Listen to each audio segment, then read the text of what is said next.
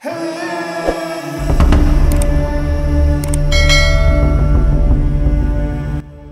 kita mengingat pada sebuah kisah berdarah yang melibatkan nenek moyang Raja-Raja Majapahit, yakni Ken Arok, sang Raja Singosari. Ken Arok pemuda desa berandal yang mendapatkan wisik setelah tak sengaja melihat alat vital Ken Dedes yang bersinar. Wisik itu kemudian diterjemahkan oleh Pandita Lohgawe sebagai sebuah pulung yang menandakan Ken Dedes adalah seorang Nareswari, yakni wanita yang rahimnya akan melahirkan raja-raja di Jawa. Mendengar sasmita gaib ini, Ken Arok tegap mantap menyusun skenario penghabisan riwayat Tunggul Ametung sang Aku Tumapel dan menggagahi istri serta jabatannya.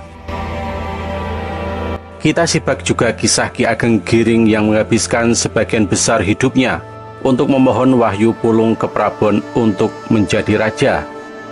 Usahanya yang panjang diijabah Tuhan dengan mendapatkan wisik untuk meminum sebuah kelapa istimewa dalam sekali teguk. Naasnya, kelapa istimewa yang disimpan tiba-tiba terminum oleh sahabat seperguruannya, yakni Ki Pemanahan. Akibatnya, pulung ke Prabon tak didapatkannya. Anak keturunan Ki Pemanahanlah yang menikmati hasilnya untuk menjadi raja-raja dinasti Mataram. Pertanyaan tentang pulung, khususnya yang berkait dengan sastra Jawa, agaknya selalu menjadi harapan dan sekaligus kecemasan bagi masyarakat Jawa, termasuk Indonesia. Pulung seakan-akan merupakan wahyu yang dinanti-nantikan jatuh atau mengena pada sosok atau seseorang yang diramalkan bakal menjadi tokoh terkemuka. Dalam cerita dunia sastra Jawa, Ronggowarsito adalah salah seorang tokohnya.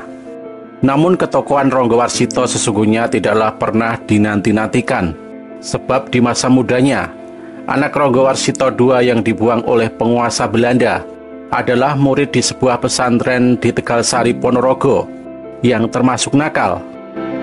Dengan kata lain, tak ada yang diharapkan kecuali mungkin dicemaskan dari Ronggowarsito muda untuk menjadi pujangga keraton sebagaimana telah dilakoni oleh para pendahulunya. Akan tetapi entah mengapa ketika Ronggowarsito kejatuhan pulung kepujanggaan, dengan sangat indah ia mampu membaca Al-Quran serta menafsirkannya secara tajam untuk para kiai. Pulung itulah yang membawanya berkelana dari satu pondok ke pondok lain di Jawa Timur sesudah menamatkan pengajarannya di Tegalsari.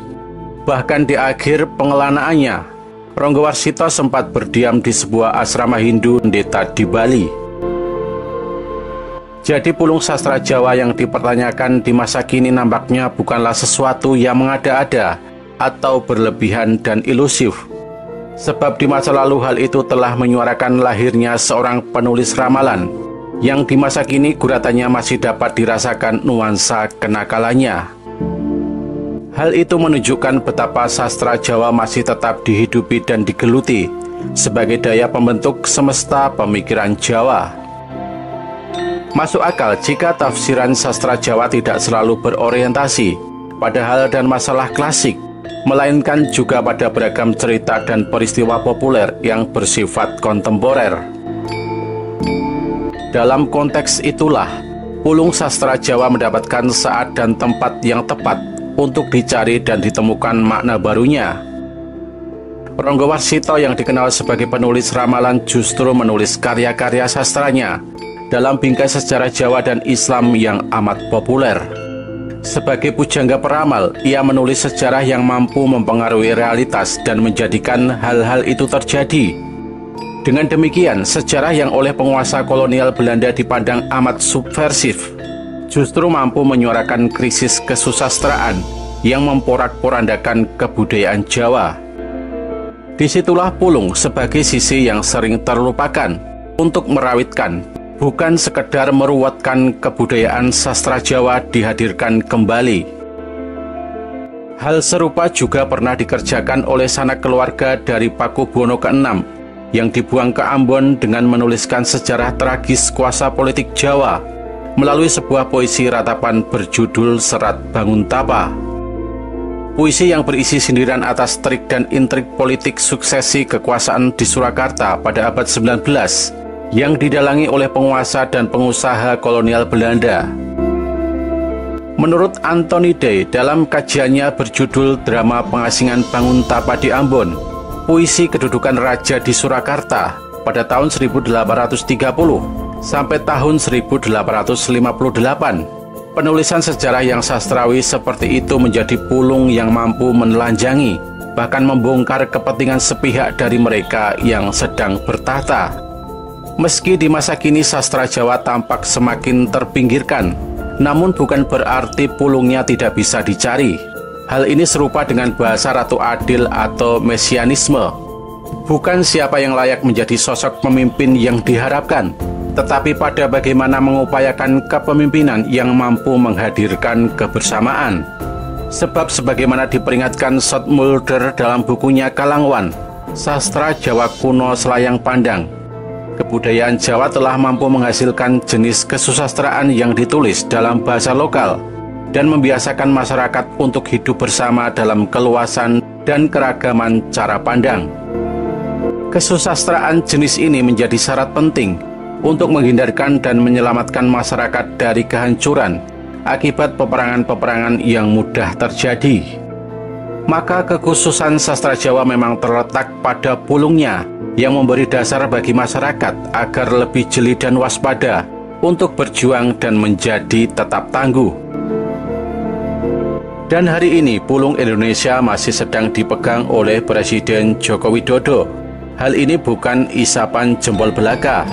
Pasalnya di tahun 2023 ini menunjukkan hal-hal unik, seperti berdasarkan hasil survei Lembaga Survei Indonesia menyatakan kepuasan publik terhadap kinerja Presiden Jokowi tembus hingga angka 81,9%. Kemudian Litbang Kompas mencatat kepuasan publik terhadap pemerintahan Presiden Jokowi mencapai 74,3%. Sementara survei yang dilakukan oleh Indikator Politik Indonesia membeberkan hasil 75,8%. Data ini menunjukkan pulung Presiden Jokowi itu nyata. Atensi publik selalu terbukti mengarah pada politisi-politisi yang sempat di-endorse oleh Presiden Joko Widodo. Sebagai pemegang pulung, Presiden Jokowi memang terkesan selalu memiliki langkah-langkah misterius yang selalu mampu mengejutkan publik. Mulai dari Kaisang tiba-tiba menjadi ketua umum partai, Gibran menjadi cawapres, dan kejutan selanjutnya sedang kita tunggu. Namun pulung tetaplah pulung. Tidak pernah ada dalam sejarah Nusantara pulung yang menetap pada satu individu saja. Gong telah ditabuh. Ketika capres dan cawapres sudah di depan mata, ada 3 petarung. Mereka memburu wahyu, mengejar pulung, pitulungan dari Kang Murbeng Dumadi, yakni Gusti Allah. Adakah cuma mereka yang meminta pertolongan? Tidak, hakikatnya bangsa ini yang melakukan ritus tersebut. Menurut penuturan Romo Sabdo yang dilansir dari kanal YouTube Nuswantoro Spirit, siapapun nama dari pengganti Presiden Jokowi tersebut, ia harus memiliki 2 hal, yakni wahyu atau petunjuk atau kuasa, dan pulung atau keberuntungan. Sebetulnya wahyu itu lebih penting daripada pulung, tetapi kuasa itu di bawah pulung. Jadi orang yang bisa mendapatkan pulung, bukan wahyu dipaksakan, tapi wahyu dipinjam. Meminjam wahyu untuk memantapkan pulung itu. Jadi memang wahyu dan pulung tak dapat dipisahkan, tetapi yang mendapatkan pulung akan jadi. Sebagai manusia beragama, kita hakul yakin, Gusti Allah memilihkan yang terbaik buat bangsa ini. Religiusitas itu tidak terkurangi riuh rendahnya para penjual kecap di Pilpres ini. Itu karena sudah terbukti, rakyat negeri ini selalu mendapat pertolongan yang kuasa sejak merebut kemerdekaan, menyusun aturan negeri, hingga berkali-kali memasuki situasi sulit yang tak dinyana bisa teratasi. Kepasrahan pada kehendak yang kuasa itu, dalam literatur Jawa dimaknai kekuasaan itu bersifat mistis, dianalogikan sebagai sinar kemilau berwarna biru yang melanglang di langit. Di sepi malam yang pekat, Ketika kantuk menghinggapi sebagian penghuninya, sinar itu turun melebihi kilat. Dia manjing atau menyatu pada manusia yang ditunjuk, manusia yang meminta dan meminta. Zikrullah, kata Syekh Abdul Qadir Jailani. Dalam bahasa rakyat yang lebih lugas, wahyu itu adalah pulung, berasal dari kata pitulung atau pitulungan, yakni pertolongan Tuhan. Kendati identifikasi pulung itu sama bentuknya dengan wahyu, tetapi warnanya tidak tunggal. Tidak hanya hijau kebiruan, tetapi juga berwarna merah. Ini sebagai pengejawantahan. Jika Tuhan tidak memberinya pertolongan untuk urusan apa saja, itu sama dengan Tuhan menghukumnya. Untuk itu ada resiko yang harus dibayarkan. Siapakah capres yang akan ketiban pulung di tahun 2024 ini? Mendapat pertolongan Gusti Allah untuk membawa biduk ini ke hari depan. Sepesimis apapun kita tetap optimis bahwa Gusti Allah akan memilihkan yang terbaik untuk bangsa dan negara ini.